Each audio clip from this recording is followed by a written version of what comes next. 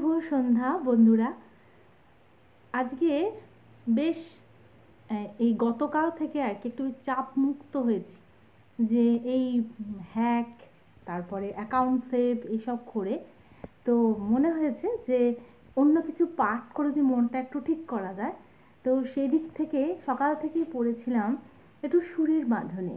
আর সুরের বাঁধনে পাঠটা যখন পড়ছি তখন রবীন্দ্রনাথ আর দিলীপ কুমার রায়, রোমা রোলা, এই যে একটা মানে অনেক বড় মানুষের সাথে তার যে সাক্ষাৎকার, এবং সেখানে দিলীপ কুমার রায় যখন গেছেন বিদেশে, সেখানে রোমা রোলার সঙ্গে তার দেখা হচ্ছে।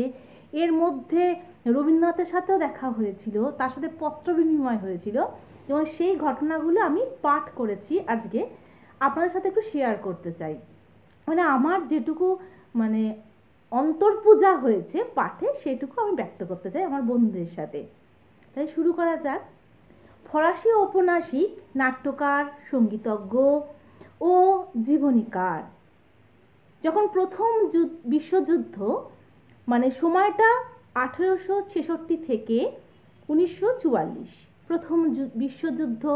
আর যুদ্ধ মানে প্রলয়, যুদ্ধ মানে পাশ্চাত্য সম্পর্কের মধ্যে একটা হতাশা, একটা তিক্ততা, আর মৃত্যুর হিমস্রোত সুষুমা কাণ্ড দিয়ে যখন বয়ে যায়, তখন তো একটা অন্যরকম অনুভব হয় না?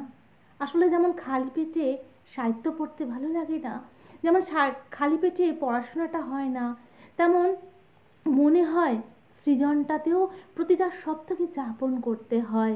হয়তো মনের বিরহ, দুঃখ, যন্ত্রণা সেগুলো তো থাকেই, কিছু অতৃপ্তি থাকে, হুট করে কিছু পাওয়ার স্বাদ থাকে, আবার কখনো সেটা থাকে না। তবু তার মধ্যেই রয়ে যায় জীবনের একটা নতুন পর্যায়। তো ঠিক সেই সময় স্মরণ করা প্রয়োজন আছে যে সেই সময়টা দিলীপ কুমার রায়ের সাথে রোমা রোলার তিনি একটা মানে সাক্ষাৎ হচ্ছে। সময়টাতে যিনি লিখছেন, যিনি আর কি এই লেখক, তার সমস্ত জায়গাটাকে নিজের আত্মে দিয়ে যেন তুলে ধরছেন। এমন একটা জীবন যেখানে রোমা রোলা বলছেন, হা ঈশ্বর, জীবন কি ছোট, যতক্ষণ আমরা বাগানের দরজার চাবি খুঁজে পাই মৃত্যু চলে আসে। ওই যে বলতে হয় না যে আমরা তথাগত কিছুই বলি না, যে সময়টা খুব অল্প, দুম করেই সময় চলে যায়। তো এমনই একটা রক্তাভ আকাশের নিচে রোমা রোলার প্রথম দেখা হয়েছিল দিলীপ কুমার রায়। আর তখনই মনে করা প্রয়োজন যে তিনি হচ্ছেন একজন সঙ্গীতের যেন সুরের একটা বাঁধন হচ্ছে, সেই সুরের বাঁধনিতে তার কথার মধ্য দিয়ে প্রকাশিত হবে, এবং এমন একজন মানুষের সাথে সাক্ষাৎ হচ্ছে যেখানে জীবনটা অন্যরকম হয়ে যাচ্ছে। বলা বাহুল্য যে সেই সময় কিন্তু প্রথম বিশ্বযুদ্ধের শেষে ভারত সম্পর্কে নতুন করে আগ্রহ জন্মেছে তার, এবং তখন তিনি জলজান্ত ভারতকে এক অন্যভাবে দেখছেন। তবে তিনি প্রথম নন, অমিয় চক্রবর্তী, রবীন্দ্রনাথের সাথে তার সেই সময় দীর্ঘ সময়ের একটা পত্রালাপ হয়েছে। তাই সেখানে সাহিত্য যা অন্যরকম জায়গায় যাবে এটা বলাই যায়। কিন্তু তার কাছে দিলীপ কুমার রায় যিনি বলছেন যে ভারতীয় সঙ্গীত, আর যারা খুব মহান হন না, সৃষ্টিটা তাদের অন্যরকমই হয়, তখন এমন মনে হয় যে তাদের আকাঙ্ক্ষাগুলো, তাদের পরিতৃপ্তিগুলো, যে অবস্থা, একটা ছোট মিডিয়াম জায়গার প্রতিভা যদি ভেতরে থাকে তাহলে কারোর সাধ্য নেই সেটাকে বেঁধে রাখার। তো এখানেও তার প্রকাশ আমি দেখতে পাই। একটা ছোট্ট ঘটনার মধ্য দিয়ে বলা যায় যে ভারতীয় সংস্কৃতির সাথে প্রায় ১.৫ শতক জুড়ে রোলার যে বহুমাত্রিক সংলাপ আমরা দেখি। রবীন্দ্রনাথের সাথে তার বন্ধুত্ব, গান্ধী জীবনী, শ্রীরামকৃষ্ণের জীবনী, বিবেকানন্দের জীবনীকার হচ্ছেন তিনি। তো ভারতকে এভাবে তার দেখা, আর কারোর মুখোমুখি হয়ে ভারতকে জানা, একটা আমি বলবো সামগ্রিক নয়, সুরের একটা বন্ধন, যেখানে আংশিক রূপে দেখা।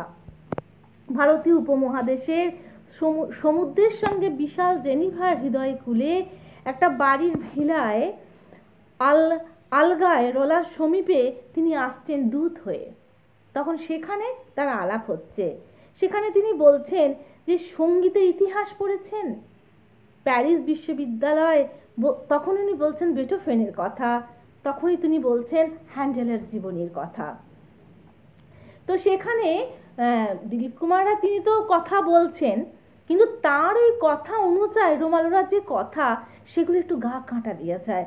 তিনি বলছেন, বাংলাদেশের এক তরুণ ভারতীয় দিলীপ কুমার রায় আমার সঙ্গে দেখা করতে এসেছিলেন।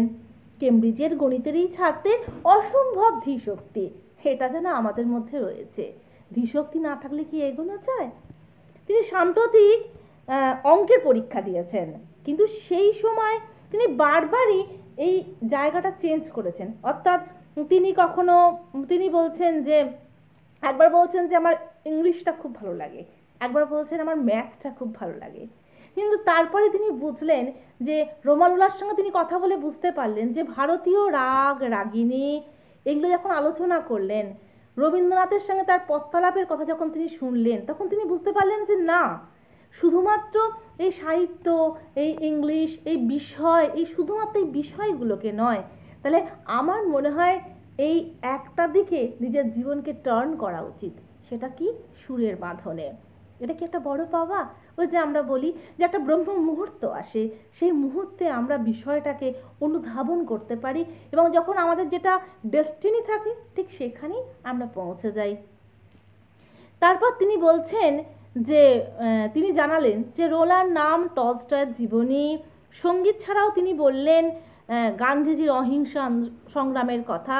তিনি বললেন, এটা আমার ভাবতেও ভালো লাগছে যে তিনি শরৎচন্দ্রের কথা বললেন, আবার সেখানে শরৎচন্দ্রের শ্রীকান্তের কথা বললেন, আর চরিত্রহীন এর কথাটা তিনি তাকে শোনালেন। দিলীপ কুমারের কণ্ঠে কিছু গানও হলো। সব থেকে অবাক লাগে, আমরা যখন সুরের মূর্ছনা খুঁজতে, আজকে আমরা প্রযুক্তির যুগে সবসময় ভাবি যে আমরা একটা অন্য জায়গায় যাব, একটা নতুনত্বের জায়গায় যাব, একটা ফ্যাসিনেশন থাকে আমরা যে বিশাল জায়গায় যাব, সেখানে উনি একটা এত প্রাণোচ্ছল, এত স্বচ্ছ একটা কাব্যময় উপস্থাপন করলেন। একটা ছোট্ট গাছের নিচে বসে কথোপকথন হচ্ছে, ওই যে বললাম প্রাকৃতিকতা। আমার না এখানে রুশো র্যামলির কথা মনে পড়ে যায়, যেখানে তিনি বলছেন যে 1 থেকে 5 বছর বয়স পর্যন্ত বাচ্চারা থাকবে স্বেচ্ছাধীন, তারা নিজেদের মতো করে জীবনযাপন করবে, প্রাকৃতিকতায় বড় হবে, তারপর তার শারীরিক গঠন হবে, তারপর তার অন্তর্পূজা হবে, আর তারপর যখন 25 বছর বয়স হয়ে যাবে তখন তার অন্তর্পুজো হবে। সেই অন্তর্পূজাটা আমি এখানেই যেন খুঁজে পাই, আর তার প্রকৃতির সঙ্গে যে তার সংবেদন, যে সংযুক্তি, সেটাও খুঁজে পেলাম। এরপর তিনি 622 পৃষ্ঠার ভারতবর্ষের দিনপঞ্জিতে তিনি একটা আড্ডার কথা লিখেছেন। সেখানে কালিদাস নাগের পত্রাবলীর কথা রয়েছে। আমি একটু দেখছি, কারণ হচ্ছে যে এই জায়গাগুলো মানে দি টাওয়ার অ্যান্ড দ্য সি, সেখানে কালিদাস নাগের পত্রাবলীর গ্রন্থের কথা, রবীন্দ্রনাথের দিনপঞ্জির কথা যেখানে উল্লেখ হয়েছে, যেখানে সংলাপের মধ্যে একটা মানে চাটুলতা কিছু নেই, রয়েছে দক্ষ, রয়েছে ভাব, রয়েছে ভাষার সৌকর্য আর সাবলীলতা, সচ্ছল একটা প্রেমিক মন। সেই প্রেমটা কিন্তু আবার একটা শুধুমাত্র নয়, মানে এখানে একক প্রেম, কিন্তু সেটা হচ্ছে সৃজনের, সেটা হচ্ছে যাপনের ভালোবাসা। এরপর স্মৃতিচারণ করছেন তিনি নিজের অস্থিরতা সম্পর্কে। দিলীপ কুমার খুব সম্পূর্ণই সচেতন ছিলেন। তিনি দেখতেন যে তিনি বারবারই নিজেকে চেঞ্জ করছেন। একবার চার্টার অ্যাকাউন্ট পড়তে যাচ্ছেন, একবার সুভাষচন্দ্র বসুর কথা অনুযায়ী তিনি একবার বলছেন যে আমি তাহলে ব্যারিস্টারি পড়বো, কিন্তু তিনি দাঁড়ালেন কি, তিনি সেখানে একবার এগ্রিকালচার নিয়ে পড়ার কথা ভাবছেন, যেখানে রবীন্দ্রনাথের কাছে তিনি বকা খেয়েছিলেন। তিনি বলেছিলেন যে 28শে জুন যে রোমারুলার সাথে কথা বলার পর আমার তো একটা ট্রেন্ড হয়েছে যে আমি এককভাবে একটা পথে যাব কিভাবে আর কতটা ভালোবেসে আমি যেতে পারি। সেখানে রোমারুলা বলছেন, দিলীপ কুমারকে বললেন যে পাশ্চাত্য মানুষ হিসাবে ঈশ্বরের পক্ষে নতুন আলোর দীপ্তির জন্য নিবেদিত হওয়াটা সম্ভব নয়। আসলে কি হয়, অবস্থা মানুষের অন্যরকম কথা বলে, সব অবস্থা সব রকম হবে হয় না, কিন্তু যেটা দরকার যে জীবে প্রেম ও সেবার ভাবনাতে আমি এগিয়ে যাব, তখন তাকে এটা খুব আকর্ষণ করেছিল। আবার তখন দিলীপ কুমার তাকে বলেছিলেন যে আমাদের সঙ্গীত আপনাকে আশৈবিক মুগ্ধ করলেও সেখানে দিলীপ কুমার বলছেন যে রোলার সাথে ঘনিষ্ঠ সম্পর্কে না এলে আমি হয়তো সঙ্গীতের মহত্ব সম্বন্ধে বুঝতে পারতাম না। আসলে পথ আমরা অনেকেই দিই, কিন্তু সত্যি কথা যদি আমরা সে জায়গায় পৌঁছাতে না পারি তাহলে হয়তো সঠিকটা দিতে পারি না। আমি যখন আমার বাচ্চাদের পড়াই তখন আমি বলি যে দেখো তোমাকেও আমি মাইন্ড ম্যাপ দেখাচ্ছি, অন্যজনকেও মাইন্ড ম্যাপ দেখাচ্ছি, কিন্তু আমি কতটা দিতে পারছি সেটাও যেমন নির্ভর করে, তেমন তোমরা কতটা নিতে পারছো সেটাও নির্ভর করে। এবার আমি যদি ছুঁয়ে যাই যে দেখো এটা পড়লে এভাবে পড়লে কতটা তুমি কাছে আনতে পারো, কতটা তুমি মানে আত্মীকরণ করতে পারো তোমার শিক্ষাটাকে, তাহলে সেটা খুব ইম্পর্টেন্ট হয়। তো এই জায়গাটা ভালোবাসার জায়গাটা তৈরি করে দিতে হয়, সেই তৈরিটা মনে হয় রোমা রোলাই করেছিলেন। তারপর তিনি আরেকটা বিষয়ও দিলীপ কুমার বলেছিলেন যে আমি জীবনে অরবিন্দের প্রতি ভীষণভাবে আকৃষ্ট হয়েছি। আমার তখনই মনে পড়লো এডুকেশনের যে 5টা পর্যায়ের কথা, যে জীবনকে প্রথমে সচ্ছলভাবে, তারপর ইন্দ্রিয় প্রশিক্ষণ করো, তারপর শারীরিক গঠন করো, তারপর চরিত্র গঠন করো, তারপর অন্তর্পুজো করো, আর তারপর আধ্যাত্ম বিষয়ে যাও, তারপর যোগ সাধনা করো।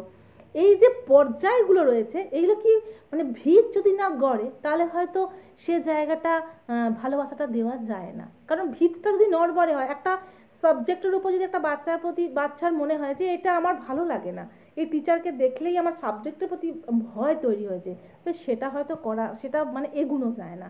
ঠিক তেমনভাবে দিলীপ কুমার নিজেও বলেছেন যে রুমালুনার কাছে আমি সেটা শিখেছিলাম, কিভাবে ভালোবাসতে হয়, কতটা মহত্ব আছে আমি সেটা বুঝেছিলাম। আর আরেকটা শিখেছিলাম যে যীশু খ্রিস্টের কথা তিনি বলেছেন, জিসাস যখন চলে যাচ্ছেন তিনি বলছেন যে পিতা পিতা তুমি যেন ছেড়ে যেও না। আমার কোথাও যেমন আবার মনে হয়েছিল সেই দ্বিতীয় বিশ্বযুদ্ধের সৈনিকের কথা, যে তুমি আমার সবটুকু নিয়ে নাও কিন্তু আমার ভালোবাসাটাকে তুমি ছিনিয়ে নিও না। এটা মনে হয় নিতে নেই, তা না হলে কিন্তু সেই জায়গায় সেই পথে সঠিক একক পথে পৌঁছানো যায় না।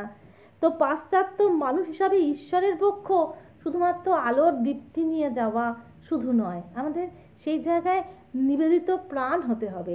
অবস্থা অনুযায়ী আমাদের অভিযোজন করে শিখতে হবে, কারণ শিক্ষা তো সামগ্রিক হয়, যে কোনো রকম শিক্ষা, সে সঙ্গীত হোক, সৃজন হোক, যাপন হোক, যাই হোক, কিন্তু সেখানে সামগ্রিক হতে হবে। শিক্ষা জিনিসটা সামগ্রিক, সেটা অন্তর্পুজো হিসাবেই নিজেকে গড়ে তুলতে হবে, তবেই আত্মীকরণ, তবেই ভালোবাসা। সুরের বাঁধনে রবীন্দ্রনাথের সাথে পথচালাপ আর দিলীপ কুমারের সাথে রোমা রোলার একটা সম্পর্ক, কিছু মানুষের কাছে মানে কিছু মানুষ যে এত কিছু দিয়ে গেছে এইভাবে ভারতবর্ষকে পাওয়ার জন্য, এটাও কিন্তু বিস্ময়ের। আজ ভাববার সময় এসেছে, ভাববার বিষয়। কেমন লাগলো আমাকে জানাবেন। আর এই মানে একটা সংক্ষিপ্ত, এটা তো সংক্ষিপ্ত হয় না, কিন্তু তবু আমি সংক্ষিপ্ত করার চেষ্টা করেছি। আমার পাঠ প্রতিক্রিয়া এমনই। সঙ্গে থাকবেন এটুকু জানি। আমার ইউটিউব পরিবার তারা লাইক কমেন্টস করবে, সাবস্ক্রাইব তো অবশ্যই করতে হবে, নাহলে কি করে আমি নতুন নতুন করে আবার দেব ভিডিও। আর ফেসবুক পরিবার আমার সাথে থাকবে, এটা আমি অধিকার নিয়ে বলছি, কারণ তারা আমার বন্ধু বান্ধব এবং আমার যে কি টেস্ট সেটা তারা খুব ভালোভাবে জানেন এবং বোঝেন। আর মনে হয় কিছু তথ্য হয়তো পুরানো, কেউ হয়তো ভুলে গেছে, কিন্তু নতুন করে বেশ কিছু নতুন তথ্য দিয়ে গেলাম। সঙ্গে থাকবেন এই আশাই করব। বড়দের কাছে আমার প্রণাম, আর ছোটরা খুব খুব খুব ভালো থাকবে, অপার ভালোবাসা রইল আপনাদের কাছে। আপনাদের প্রিয়াঙ্কা আবার নতুনভাবে আসবেন। আজকের মতো আসি, শুভরাত্রি।